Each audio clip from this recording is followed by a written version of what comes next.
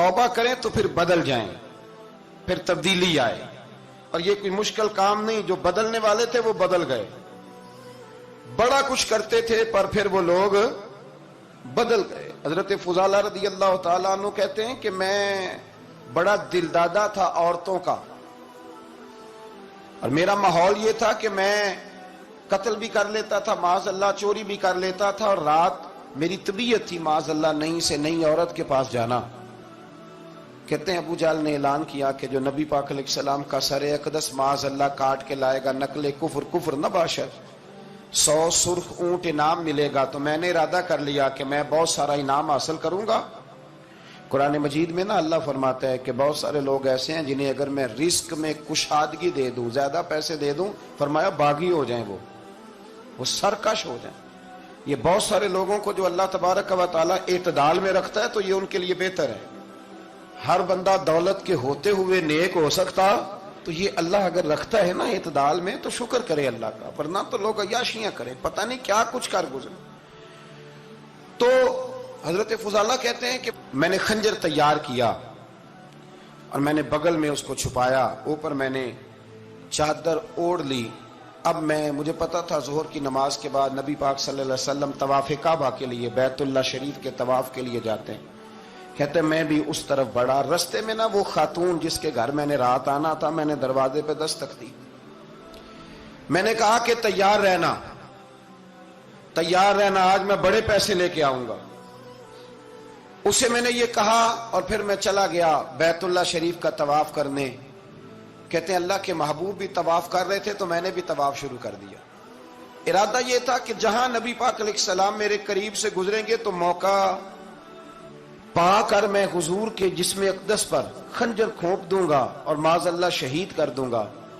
कहते हैं हुजूर एक दफा भी मेरे पास से गुजरे तो मैं हिम्मत ना कर सका, दूसरी दफा भी पास से गुजरे तो मैं हिम्मत ना कर सका, तीसरी दफा भी गुजरे तो मैं हिम्मत।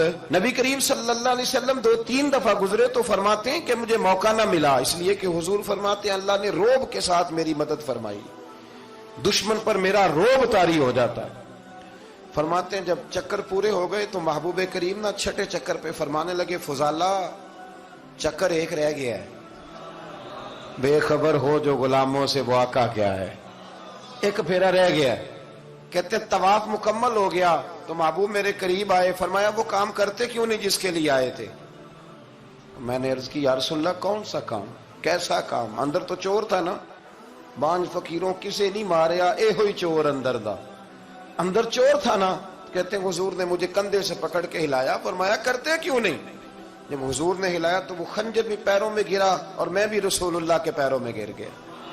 मैंने कहा हुजूर मुझे कलमा पढ़ा दें। कहते हैं हुजूर ने पहले मेरे दिल पे दस्ते मुबारक फेरा, फिर मेरे नबी ने मुझे कलमा पढ़ा दिया।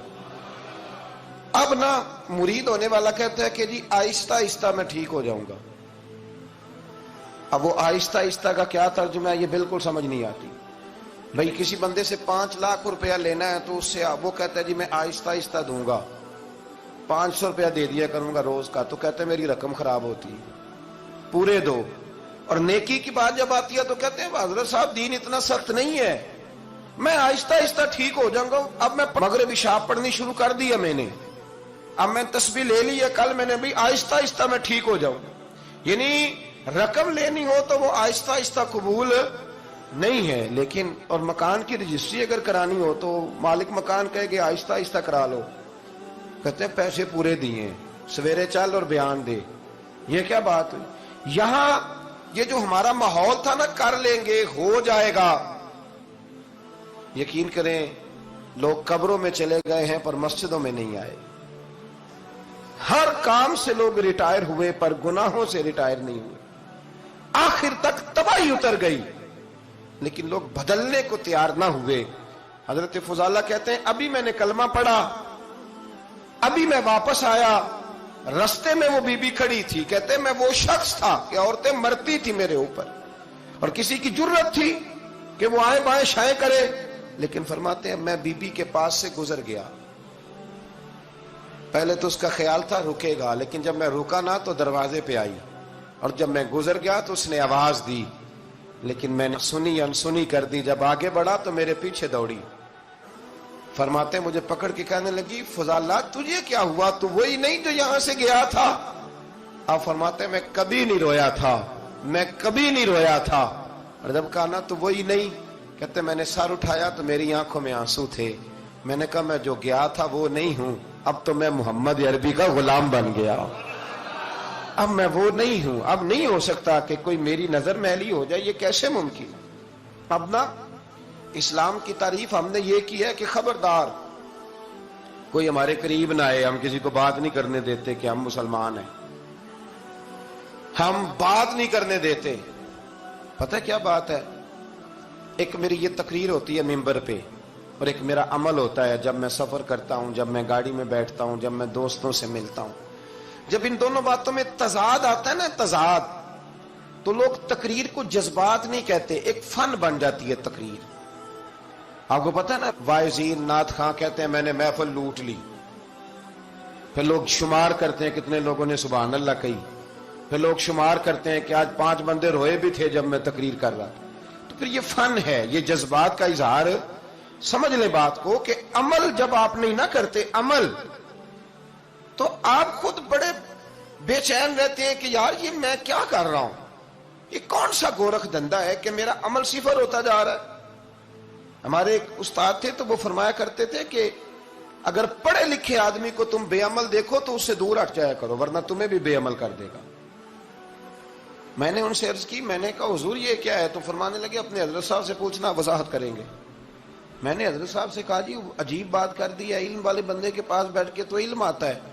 تو وہ فرما رہے تھے کہ علم والے بندے کے پاس اگر وہ بے عمل ہو تو بالکل نہ بیٹھنا۔ تو حضرت صاحب فرمانے لگے انہوں نے صحیح کہا ہے۔ اب بات بہت بڑی ہے، پتہ نہیں آپ کی سمجھ میں آتی ہے نہیں آتی، بہرحال کر دیتا ہوں۔ پڑھا لکھا بندہ اگر بے عمل ہو تو اس کے پاس، تو میں نے کہا حضور کیوں؟ فرمانے لگے اس لیے کہ وہ اپنی بے عملی پر بھی دلائل دے گا، وہ بے عملی پر بھی دلیلیں قائم کرے گا کہ یہ وجہ ہے تو اس لیے میں ایسے کر رہا ہوں۔ تو چونکہ وہ بے عمل ہے اور ہے پڑھا لکھا، نبی کریم صلی اللہ علیہ وسلم کے غلام نہ پل بھر میں بدل جاتے تھے۔